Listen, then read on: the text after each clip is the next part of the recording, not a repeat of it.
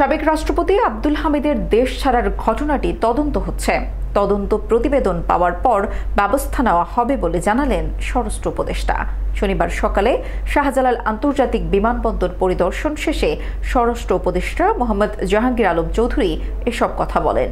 তিনি আরও বলেন, বিমানবন্দরের ব্যবস্থাপনা আগের চেয়ে অনেক ভালো হয়েছে। সেখানে কিভাবে নিরাপত্তা বলয় পেরিয়ে আওয়ামী লীগের সাবেক রাষ্ট্রপতি থাইল্যান্ড গেলেন সেটি তদন্তে ৩ সদস্য কমিটি শিগগিরই রিপোর্ট দেবে। স্বরাষ্ট্র উপদেষ্টা বলেন, আমরা প্রাথমিকভাবে কয়েকজনের বিরুদ্ধে ব্যবস্থা নিয়েছি। এ ঘটনায় তদন্ত কমিটি করা হয়েছে, তারা কাজ করছেন। তাদের প্রতিবেদনে আর কারো অবহেলার বিষয়টি আসলে তাদের বিরুদ্ধে ব্যবস্থা নেওয়া হবে। তিনি বলেন, আব্দুল হামিদের দেশ ত্যাগের নিষেধাজ্ঞা চেয়ে জেলার ডিএসবির আবেদনের বিষয়টি আমার জানা নেই। অন্য এক প্রশ্নের জবাবে তিনি বলেন, দাবি দেওয়ার বিষয়ে যে আন্দোলন সেটি রাস্তার উপর করলে জনদুর্ভোগ হয়। এ বিষয়টি মাথায় রাখা আন্দোলনকারীরা রাস্তা ছেড়ে অন্য কোনো জায়গায় করলে ভালো হয়। শুক্রবার যমুনার সামনে করা আন্দোলনকারীদের বলার পর তারা শাহবাগে গেছেন, সেখানেও দুর্ভোগ হচ্ছে, তবে তারা ইমার্জেন্সিগুলো দেখেছেন।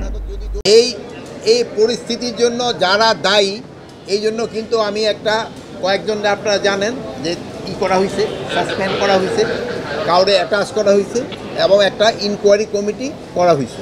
ইনকোয়ারি কমিটিতে মনে হয় 3 দিন কার্য দিবসের ভিতরে তাদের রিপোর্টটা সাবমিট করতে বলা হয়েছে এবং ওই রিপোর্ট সাবমিট করার পরেই যারা এটার জন্য দোষী তাদের এগেনস্টে আইনানুগ ব্যবস্থা নেওয়া হবে।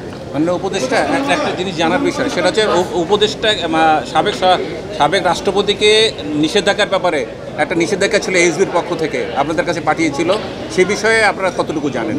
আমাদের কাছে এরকম কোনো নিষেধাজ্ঞা পাঠাইছে কিনা আমি জানি না। এটা বিভিন্ন মিডিয়া ছাপা হয়েছে। বিভিন্ন মিডিয়ায় তো অনেক সময় ভাই আপনি অনেক কথা একটা শোনেন, অনেক কথা বলে, কিন্তু আমার কাছে এই ব্যাপারে কোনো কিছু নাই। আপনি যেহেতু বললেন আমি আবার ইনভেস্টিগেশন করি। এসপি অফিস থেকে কাগজ গিয়েছিল এই বিষয়ে, কিশোরগঞ্জ থেকে এসপি অফিস থেকে যদি স্বরাষ্ট্র মন্ত্রণালয়ে কোনো কাগজ পাঠাইছে আমার জানা নাই। এই জন্য কিন্তু একটা ইনকোয়ারি করা হয়েছে, যেহেতু ইনকোয়ারি কমিটিটা এটা পুঙ্খানুপুঙ্খানু দেখে এটার বিরুদ্ধে একটা আইনানুগ ব্যবস্থা নেওয়ার জন্য বলবে এবং এটার জন্য যারা দোষী তারা কেউ আইনের আওতায় তাদের শাস্তি পেতেই হবে। ইন্টারপোলের মাধ্যমে শেখ হাসিনাকে ফেরত আনার কথা বলা হচ্ছিল। এখন যে পরিস্থিতি আছে, একটা যুদ্ধাবস্থা ভারত পাকিস্তান, এই সময়কে আনার প্রক্রিয়াটা আপনারা জোরদার করবেন কিনা? ইন্টারপোলের মাধ্যমে আমরা তো চেষ্টা করতেছি। অনেক তো জানেন যে এইটা তো ইন্টারপোল তো আর আমার কথার সাথে সাথে তো কাজ করবে না। আমি হয়তো মহিদুল্লাহ যদি সাথে সাথে বলি কাজ হবে, কিন্তু ওইটা তো আর আমার আন্ডারে না।